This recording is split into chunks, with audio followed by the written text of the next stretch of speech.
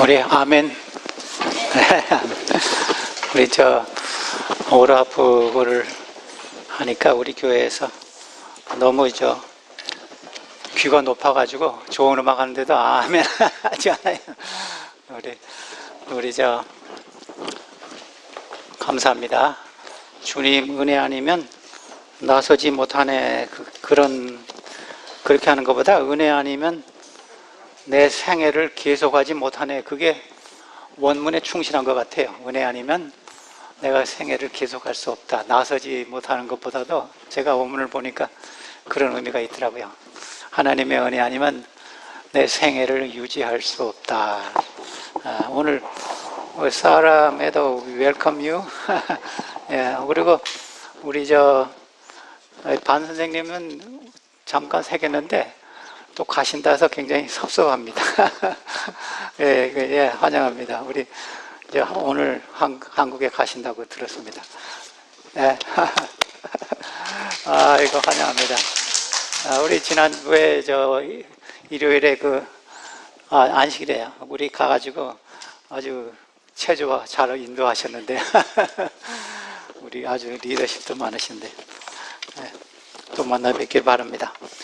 우리 어느 다른 교회 이슬람교를 믿는 사람에게요, 우리 기독교인이 요한복음 13장을 이렇게 설명을 하니까 그 사람이 깜짝 놀래가지고, 와, 그거를 우리가 알면 많은 자기 교인들이 기독교를 전향하겠다 그런 말을 했어요.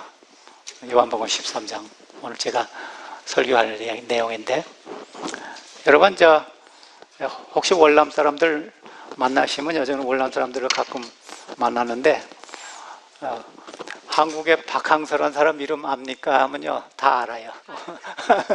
왜 아는지 아세요? 월남의 국가대표 청소년 대표 두 팀은 코치입니다.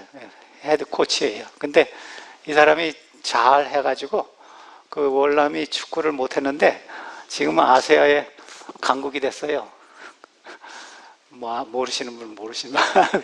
그래서 제가 이 사람이 왜 이렇게 한국에서는 코치했는데 잘 못했어요. 그래가지고 잘 못해가지고 월남 가가지고 아주 성공적으로 했는데, 내가 생각을 왜 이 사람이 잘해가지고 이 월남 사람들이 축구를 잘할까. 근데 두 가지가 있더라고요. 하나는 그 월남 사람들은 키가 작기 때문에 자기들 그 컴플렉스가 있대요. 우리는 작으니까 잘 못한다 그런 생각이 느끼는데 그거를 바꿨대요. 너희들은 작지만 축구는 키로 하는 것이 아니고 몸이 빠르면 된다. 그걸 자꾸 강조했대요. 힘으로 하는 거 아니고 키로 하는 게 아니다. 그 다음에 두 번째는요, 하나의 에피소드가 있는데, 한날 트레이너가 오지 않았어요. 그래서 발 마사지를 못 하는데 이 사람이 발 마사지를 했대요. 그 선수들. 그게 확 퍼져가지고 막 신문에도 나오고 사진도 나오고, 그래서 그 선수들이 이 동기유발이 된 거예요. 우리 코치가 우리 선수들 발까지 휘줬다. 그래서 내가 코치를 위해서 열심히 뛰어야 되겠다. 그래서 제가 참 코치가 자기가 나는 코치니까 너희들 발을 씻을 수 없다 그런 생각을 버리고 그 발 씻어주는 사람이 알았으니까 자기가 씻어줘가지고 굉장한 동기 유발이 됐다. 요한복음 13장은요, 예수님께서 그 순환을 당하기 전에 개인적으로 이 13장, 14장, 15장, 16장, 17장까지 제자들과 같이 좀 가까이 지내면서 제자들에게 자기가 떠나면 어떻게 이 세상을 살아가면서 승리의 생활을 할 수 있을까, 그것을 교훈한 것이 그 13장부터 17장까지 연결되는 겁니다.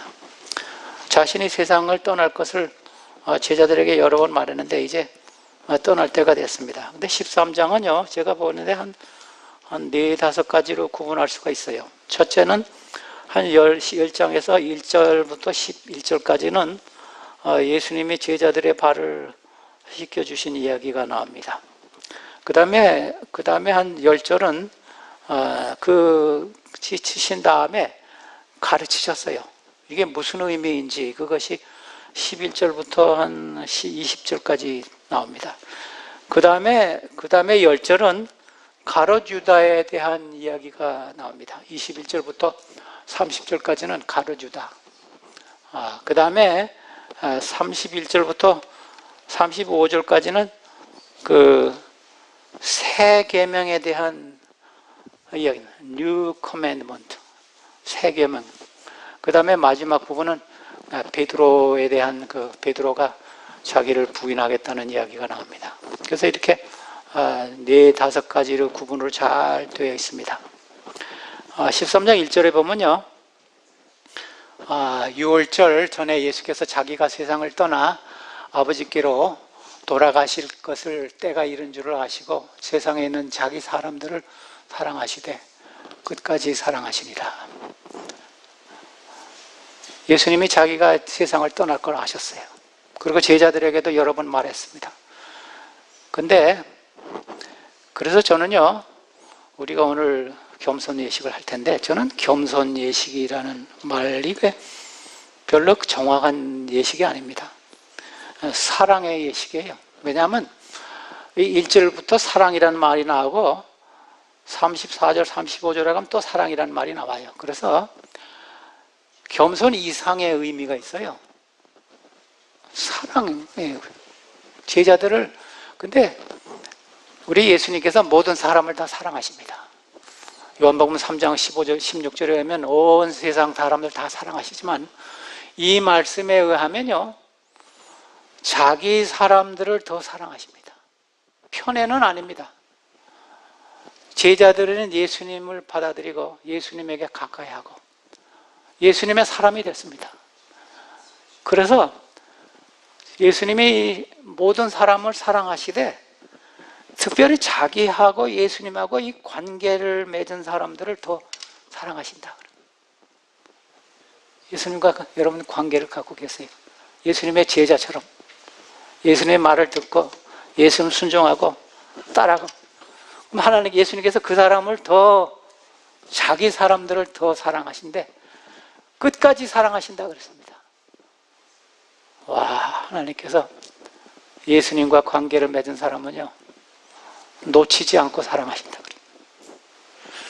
그래서 예수님께서 이제 제자들이 모여가지고, 근데 그때 마침 하인이 없었습니다. 이제 유대인 풍성에는요, 이제 이 사람들이 여행하고 오면요, 먼지가, 이 샌들을 신기 때문에 먼지가 있어요. 뭐 페이브가 되지 않아서 먼지가 있어서 종들이, 하인들이 나와서 이제 발을 씻는 일이 있었습니다. 근데 마침 그때 하인이 없었습니다. 종들이 없어서 4절에 보면요, 14장 4절에 서로 눈치만 보고 있었어요. 베드로는 내가 그래도 수석 제자인데 내가 발을 씻을 수 없지. 아마 요한은 이런 생각했어요. 나는 예수님하고 제일 가까운 제자인데 내가 발을 씻을 수 없지. 아마 유다는 내가 그래도 이 제자들 중에 회개인데 회개가 일어나야 할 수 없지. 아마 마태는 나는 세리장이었는데 어떻게 발 씻는 것도 할 줄 몰라. 이렇게 다 핑계를 댔습니다. 그래서 예수님께서 이 눈치만 보고 있는 이 제자들을 보고, 근데 제자들은요, 마가복음 9장에 보면요, 예수님이 안 볼 때 마가복음 9장 33절 34절 보면요, 예수님이 안 볼 때 저희들끼리 예수님이 이제 왕국을 세우면요, 누가 거기서 높은 자리 차지할 것인가, 그걸 많이 의논했어요. 그래서 예수님께서 물어봤어요. 너희들이 길 가면서 무슨 의논했느냐? 그러니까 누가 크냐? 그 의논을 했습니다. 예수님을 이렇게 많이 따라다녔지만 아직도 정신 상태가 제대로 되어 있지 않았습니다. 섬기려는 자세가 전혀 없었어요. 누가 크냐? 우중에 누가 제일 높은 사람이냐? 이거를 굉장히 많이 의논했습니다. 그래서 13장 4절에 보면 예수님께서 일어나셔서 겉옷을 벗으시고 수건을 가져다가 허리를 두르시고 사랑하는 제자의 발을 씻기기 시작했습니다. 여러분, 이 사랑은요, 많은 사람들이요, 추상명사로 생각합니다. 사랑. 근데 성경에서는요, 특별히 히브리 사상에서는 사랑은요, 행동입니다. 행동. 좋은 말, 웃음, 이런 것을 사랑이라고 사람들이 아주 속삭이는 말. 그게 아닙니다. 예수님께서 사랑하신다 1절에 하셔놓고 행동하셨습니다. 태아에다 물을 떠다가 허리에다가 수건을 두르시고, 근데 제자들의 발을 씻기기 시작했다 그랬습니다.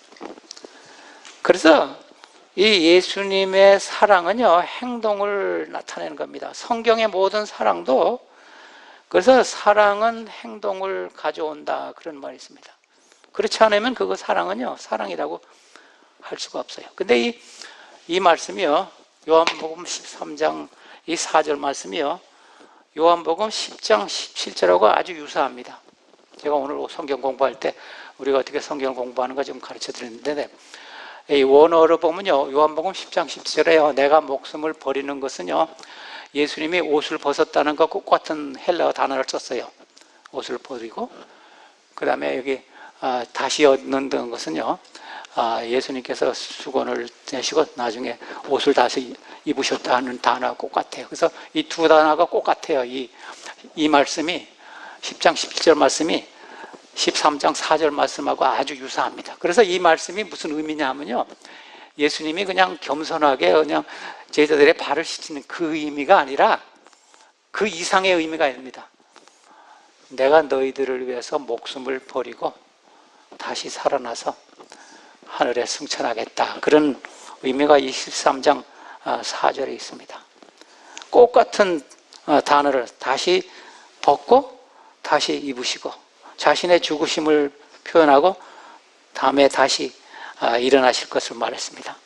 근데요, 요한이 예수님의 오른쪽에 있어서, 많은 사람들이 생각하기를, 저도 그렇게 생각하는데, 요한이 예수님의 오른쪽에 있었고 예수님의 왼쪽에 가룟 유다가 있었습니다. 그래서 가룟 유다의 발을 제일 먼저 씻었습니다. 그 다음에 베드로는 중간에 있었습니다. 그래서 예수님이 이 가룟 유다부터 발을 이렇게 씻었는데, 이 베드로가 이것을 보고요, 굉장히 마음에 뭐라 그럴까, 충격이 왔어요. 그래서 베드로 전서 5장에 보면요, 베드로전서 5장 5절에 보면요, 젊은 자들아 이와 같이 장로들에게 순종하고 서로 겸손으로 허리를 동이라, 이 말씀이 나오잖아요. 이 말씀이 그 요한복음 13장을 회상하는 겁니다. 이 허리를 동이시고 발을 씻는 것이 베드로의 뇌리 속에는 전혀 잊을 수가 없었어요. 그래서 이 베드로 전후서를 쓰면서 다른 기사는 쓰지 않았어요.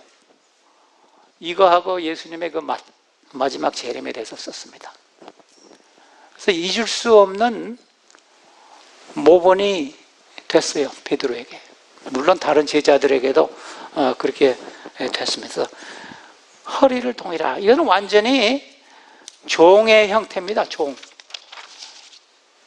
그래서 이 13장 5절에 보면요, 이 종의 형상으로 제자들의 발을 씻기 시작했다 그렇습니다. 많은 교회에서요, 이 성만찬 예식할 때 발 씻는 예식은 하지 않아요. 근데 우리는 아주 소수의 교회 중에 하나가 이 발 씻는 예식을 합니다. 근데 여러 가지 의미가 있기 때문에 저는 이건 참 좋은 예식이라고, 성경에는 요한복음 13장에 한번 나오지만 그 이유가 있습니다. 그 이유도 있는데, 우리는 이것을 함으로 이 성만찬 예식을 위한 준비 과정으로 합니다. 오늘 교회 갔더니, 노을수배 교회 갔더니 성만찬 예식 하더라. 난 준비가 안 됐는데 걱정하지 마세요. 세적 예식하고 발 씻음으로 준비가 할 수 있는 겁니다. 그래서 이제 베드로 차례가 왔습니다. 베드로 차례가 와가지고 베드로의 발을 씻으려니까 이 베드로가 절대로 제 발을 씻을 수가 없습니다. 13장 6절에서부터 9절까지 베드로와 예수님의 대화가 나옵니다. 예수님이 발을 안 씻으면 너와 나와 상관이 없다고 그랬습니다. 그 상관이라는 말은 이 메로스라는 헬라 말인데 유업이란 뜻입니다. 유업. 천국의 유업. 예수님이 우리 죄를 씻어야 너희가 천국을 유업으로 받을 수 있다. 그런 뜻입니다. 근데 베드로는요, 발 씻는 거에만 신경을 써가지고, 그런 말씀 하세요? 그러면 발뿐만 아니라 내 몸도 다 씻어주세요. 그랬어요. 오해한 겁니다. 굉장히 오해했어요. 너와 나와 상관이 있고, 내가 너의 죄를 씻어야 내가 천국을 유업으로 받을 수 있다. 이런 말씀 하시는데, 그래요? 그러면 저를 목욕을 시켜주십시오. 그런 오해된 말을 했습니다. 그래서 하여튼 베드로가 유일한 항의자였습니다. 그러나 솔직하게 자기 표현을 했습니다. 하나님께서, 예수님께서 말하기를 내가 이 발 씻는 것은 그 이상의 의미가 있다. 내가 너의 죄를 씻어야 되겠다. 요한복음 13장 10절에는요, 그 베드로하고 말씀하시면서 우리가 회개하고 이미 목욕한 자는 침례를 받은 사람을 의미하는 것 같아요. 회심한 사람, 침례를 받고 회심한 사람은 발밖에 씻을 필요가 없느니라. 우리가요, 예수님을 믿어도요, 가끔 우리가 우리의 잘못이 있고 우리가 회개하는 그 경험을 하셔야 돼요. 계속해서. 나는 회심하고 침례 받았고 교인이 됐기 때문에 필요 없다 그러면 굉장히 오산입니다. 이미 예수님을 믿기로 결심하고 회심한 사람도, 침례 받은 사람도 자주 발을 씻어야 합니다. 근데 그 말씀, 참 그 다음 말씀이 좋아요. 온 몸이 깨끗하니라. 너희는 깨끗하나. 근데 예수님께서 베드로가 자기를 부인할 것을 아셨어요. 제자들이 불완전한 거 다 압니다. 가룟 유다만 제외하고는. 그러나 예수님이 뭐라 그랬어요? 깨끗하다 그랬어요. 믿음으로 맞는 의의 원칙입니다. 너희가 행동 잘못하고 내가 베드로가 나를 3번 부인할 거다 알지만은 다 깨끗하다 그랬어요. 가룟 유다 같이 예수님을 계속해서 반대하고 팔고 이런 반역한 사람 제외하고는요, 예수님께서 우리를 깨끗하다. 그래서 사도 바울이 편지할 때도 사랑하는 고린도 교회에 있는 교인들에게, 성도들에게 편지하노니, 성도라 그랬어요. 성도. 고린도 교회는 아주 형편없는 교회입니다.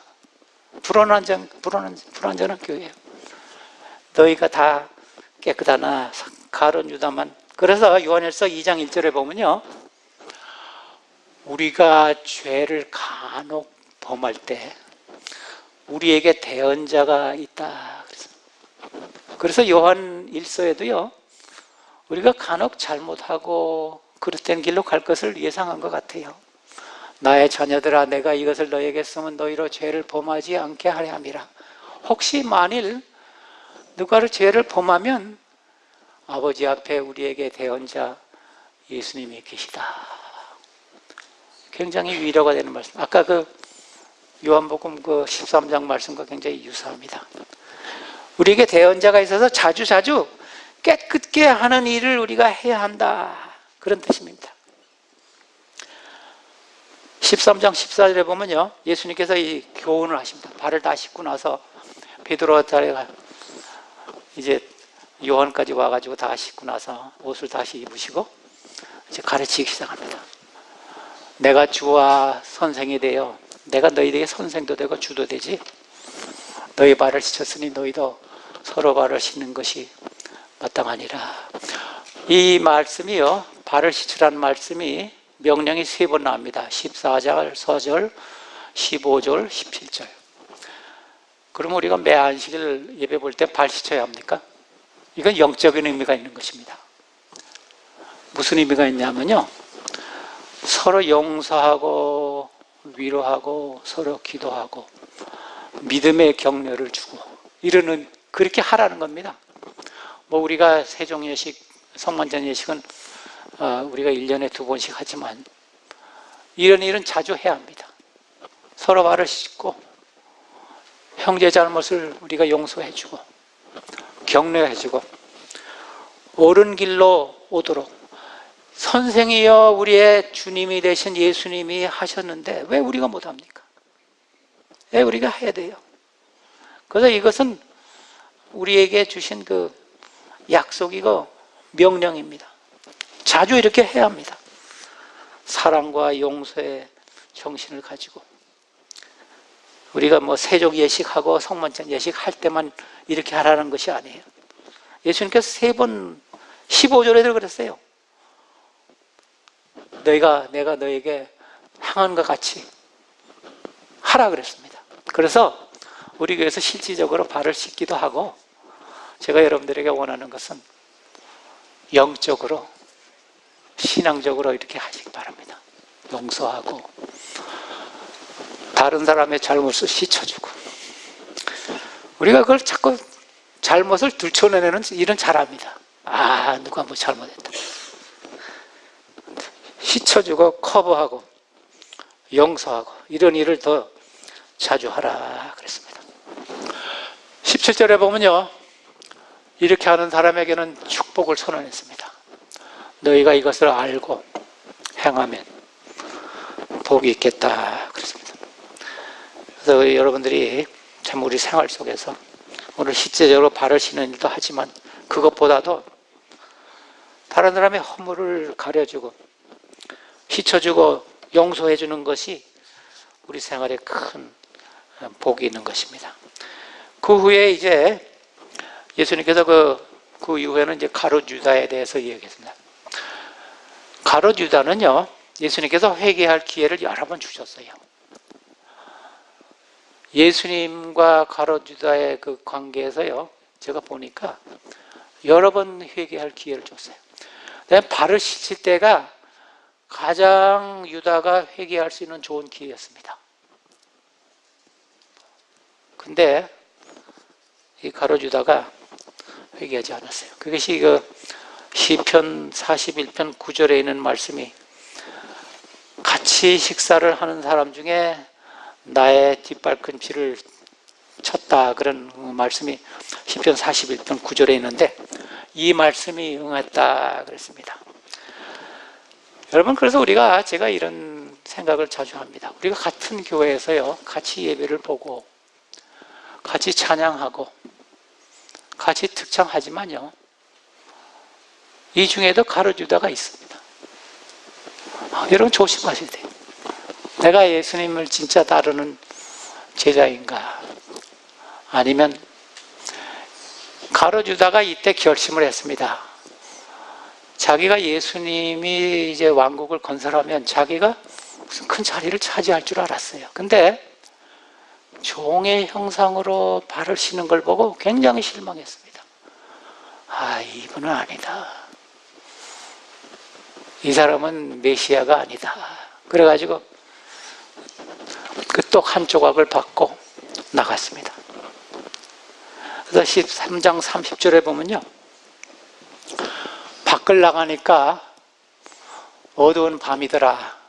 상징적인 얘기입니다. 물론 밤이기도 하지만 유다의 마음이 캄캄해졌다, 그런 뜻입니다. 어두운 마음이 됐습니다. 요한복음 3장에서는요, 니고데모는 밤에 와서 빛을 갖고 나갔어요. 근데 요한복음 13장에서는요, 유다는 빛을 받고 어두움 속으로 갔어요. 완전히 반대되는 현상이 나타났습니다. 이렇게 되면 안 되겠죠. 3장 31절, 13장 31절. 그가 나간 후에 예수께서 이제 가룟 유다가 나갔습니다. 가룟 유다가 나가서 예수님께서 이 11 제자들에게 이르시되, 지금 인자가 영광을 받았고 하나님도 그 인자로 말미암아 영광을 받았다. 예수님께서 자기 그 고난을요, 요한복음에서는 영광으로 많이 비유했습니다. 영광. 내가 고통을 당할 건데 참 힘들겠다 그런 말씀 안 하고 영광 이런 걸 한번 생각해 보세요. 영광. 그리스도인들이 어려움을 당한 것은요 오히려 영광을 위한 것인지도 몰라요. 나는 왜 이런 어려움을 당한가. 근데 예수님께서는 고통보다도 후에 있을 영광, 자기의 희생으로 인해서 많은 사람들이 구원을 얻고 예수님을 믿는 그것을 영광으로 생각해요. 물론 하나님과 같이 영광을 누린 것도 되지만 자기 일의 결과를 보고 영광이라는 말을 여기도 4번인가 나오더라고요. 그래서 우리가 참 어려운 일을 당할 때도 너무 슬퍼하죠. 영리적인 이 패러닥시칼한 표현이지만은 결과는 영광을 가져온다 그랬습니다. 그래서 13장 33절에 보면요 작은 자들아, 근데 이 작은 자들아라는 말은요 굉장히 애칭으로 사용한, 유다가 떠나간 다음에 11 제자를 보고 나의 사랑하는 제자들아 그런 뜻입니다. Little children, 나의 작은 자들아, 내가 아직 너와 함께 있겠노라. 너희는 나를 찾을 것이나 일찍이 내가 유대인들에게 너희는 내가 가는 것을 알 수 없다 말한 것 같이 내가 너희에게 말하는데 나는 이제 곧 떠난다. 그래서 예수님께서 이제 작별 인사를 하시는 겁니다. 사랑하는 자들아, 나는 이제 세상을 떠나지만은 너희는 세상에 아직도 할 일이 있기 때문에 머물러야 한다. 요한복음 17장에 있는 말씀을 지금 다시 말하는 겁니다. 요한복음 17장 15절부터 18절까지 내가 너희를 위해서 보존하기를 위해서 구두하고 너희는 하나님의 말씀으로 변화가 되라. 그 다음에 18절에 보면 내가 너희를 세상에 보낸다. 그래서 작별 인사를 하는 겁니다. 그리고 작별 인사를 하신 다음에 34절, 35절에 우리에게 임무를 주셨어요. 할 일을 주었습니다. 새 계명을 너희에게 주노니 서로 사랑하라. 아까 1절부터 사랑이라는 말이 나오잖아요. 마지막에 또 나옵니다. New commandment I'm giving you. 내가 너에게 새 계명을 주노니. 이 새 계명은 뭐냐 하면요 서로 사랑하라는 거예요. 내가 너희를 사랑하는 것 같이 사랑하라. 이게 새 계명이 아닙니다. 솔직히 말해서. 이 말씀이 어디 나온지 아세요? 레위기 19장에 나와요. 레위기 19장 18절에 나와요. 원수를 갚지 말고 동포를 원망하지 말고 내 이웃을 내 사랑해를 내 자신과 같이 하라. 이는 나의 역을. 근데 왜 예수님이 새 계명이라고 그랬을까요? 십자가로 인한 새로운 국면에 더 높은 사랑을 예매한 겁니다. 이미 있었지만은 너에게 이 새라는 말은 리마인드라는 뜻도 있어요. 너에게 회상하노니 그런 뜻도 있고 새로운 차원에서 사랑하라는 겁니다. 십자가의 사랑으로 사랑하라는 겁니다. 죽기까지 사랑하는 겁니다. 그래서 예수님께서 이 새 계명이라는 표현을 썼어요. 너희가 이미 들었지만은 내가 너에게 본보를 보는 것 같이 내가 너희를 위해서 죽는 것 같이 새로운 국면에서 이 계명을 받아들이라. 그런 말씀하신 겁니다. 그래서 요한일서 3장 14절 마지막 성경처럼요.